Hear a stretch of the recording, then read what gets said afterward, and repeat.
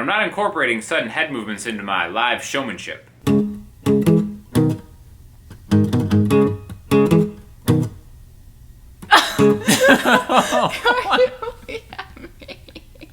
I'm adding an element to the performance. Why are you looking at me? It's a performance trick. I like to answer questions to get on YouTube, so let's get to it. What do you do when someone puts you on the spot and forces you to play something? Great question. I think this happened to a lot of us where you're at a house, party, whatever. Somebody knows that you play guitar and they have a guitar, so they just force it upon you and ask you to play something. So I've got a couple different answers here, and it just kind of depends on what you're going for. Generally, people don't like being put on the spot. So my main move for when that happens is I flip the script, okay? So they give you the guitar and they're like, play something, and then I act like what they asked me to do was to review their guitar. So they'll give it to me, they'll be like, play something, I'll be like, okay, and I'll just kind of like noodle, and I'll be like, oh, this is a nice guitar, this is actually, just noodling. Sounds pretty good, cool. And then I hand it back to them, and then they forget that they even asked you to play something. They act like they asked you the question, which you pretended like they did. So that's more of just like a life tip, and just being bold and like setting your own agenda in uncomfortable situations. Now, if you actually are forced to play something, I always go with the same thing, and that is the mindset that Bon Jovi is never wrong. So if I know I have to and I can't get out of it, I'll just take it and I'll go right into, it's all the same, only the names have changed every day. I feel it wasting away. Because I'm kind of ironically playing it, but I'm also actually happy to do it. So it's like kind of impressive. It shows that you know how to play guitar, but you also are just here to have a good time. I call it being passively ironic. And that's something I do actually quite a bit. The other thing is the Beatles always can't go wrong. That's why you have to learn Blackbird, because especially if you're in a place with like an older audience crowd, if you just start playing Blackbird,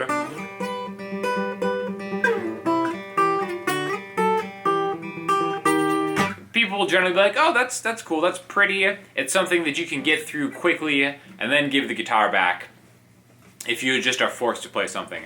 But in general, those are like the three main attitudes I take, because it can get really awkward if you're like, oh, no, I don't want to play, and they keep pushing you, and you're like, no, and then you have to be certain, like, I'm not playing.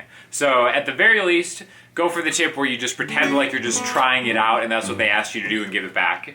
But if you want a little bit more attention than that, go the Bon Jovi route or the Beatles route, or if you're just like a total douche, just start playing your own music. I've been searching for the perfect Strat. My first guitar was a Strat made in Mexico.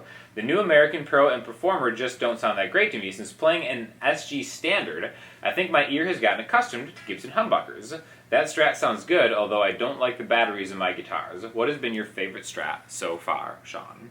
So, without question, my favorite Strat is definitely the 62 reissue, which was my final purchase I got from working at Guitar Center, where I was able to kind of get it through Fender like a really good cost. So I love a lot of things about this guitar. The neck just sounds amazing, and it actually has the nitro cellulose finish, which I actually like a lot on the neck. Now the neck is kind of like a little bit bigger than most Strats, but this is really my favorite Strat of all time.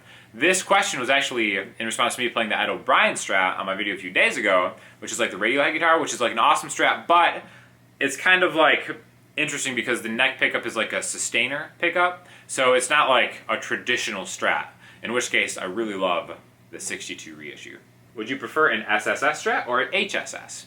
So for those of you who don't know the difference between an HSS and an SSS, this is SSS, single, single, single. HSS would be humbucker in the bridge, single, single. I used to have a Mexican Strat that had the humbucker in the bridge, and I just never ended up using it at all. So I think, to me, having a single coil in the bridge is just kind of how Strats are supposed to be. A lot of different opinions on that. I just kind of prefer the SSS. What do you think is the worst Zeppelin song? First of all, I want to reiterate, I think Led Zeppelin is the greatest band of all time. The fact that they're before my time and I have no cultural identity with Led Zeppelin makes them even that much more incredible, that statement, I think, is true. But I think we can all agree that Hot Dog is the worst Led Zeppelin song, and really, anything on In Through the Outdoor, if we just count In Through the Outdoor as an entire song, that is obviously the worst Zeppelin song. I don't even think any of the most pure Zeppelin fans can argue against that, but I would be happy to see what you have to say in the comments about it. What amp are you using, by the way? So most of the time, unless I specify differently, I'm using my Mesa 525, which I actually have on the other side of the room. So sometimes I'll mic it up and try to get the mics in phase with each other and use two different mics, but for a lot of the lessons I just kind of let it roll, which is actually why I'm excited, because I just ordered a Fender Deluxe Reverb, so I have something on this side. Plus I've always wanted like a Fender clean amp, so I'm really excited about that coming. So you're going to see that too, but I definitely love the Mesa, specifically for when you drive it. There's like a lot of different options and stuff that you have. Huge fan of the Mesa 525, but I've always wanted a Fender amp too, and hopefully it'll be here soon. Just because you play an instrument doesn't mean you're a genius.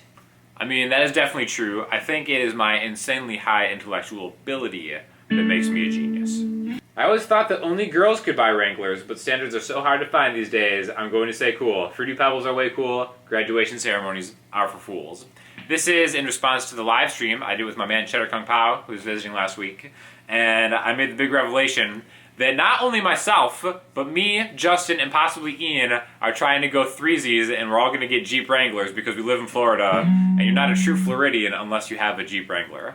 So everybody please buy a MasterClass to help my dream happen.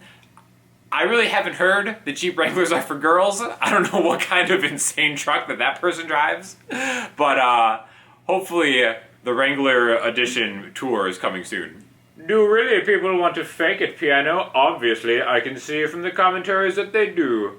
I cannot believe there is a video about this. Why don't you just learn to play piano? Or don't pretend to be something that you're not. Or maybe get a life. Really, those people must be desesperated. You would think that being an elitist piano player commenter would kind of go along with at least a semblance of intelligible spelling in these comments, but I have not found that to be the case. So you elitist piano players need to get a little bit more spelling education, please. Fantabulous lesson, Sean, but what about the right hand? I've never gotten just how to do double stops, although I think in your case it's the hybrid picking that allows it to happen, correct? Also, not being able to see your right hand, I couldn't tell which two notes you were choosing to harmonize. Is there some right-handed guidance too? Thanks. So this is a question in response to my lesson last week when I was talking about how to provide chords and combine them with some kind of double stop lead type playing. Now, I don't really hybrid pick a lot of times on electric, where like you're using a pick and your fingers. I really just go straight up finger style. So it might not be the most efficient technique, but when I'm double stopping through like pentatonic scales or something, like this was in C minor, I really just kind of, for the most part, use my thumb and my index finger and my middle finger. And a lot of the times it's just thumb and index,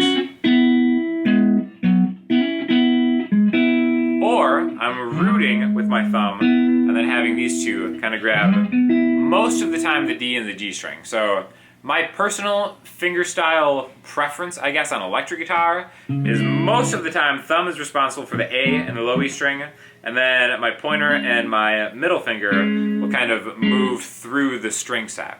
Now, that's a little bit different if I'm playing chords, where I do something like that, in which case it's more traditional finger style, where like my pointer, middle, and ring finger are kind of working together to grab chords.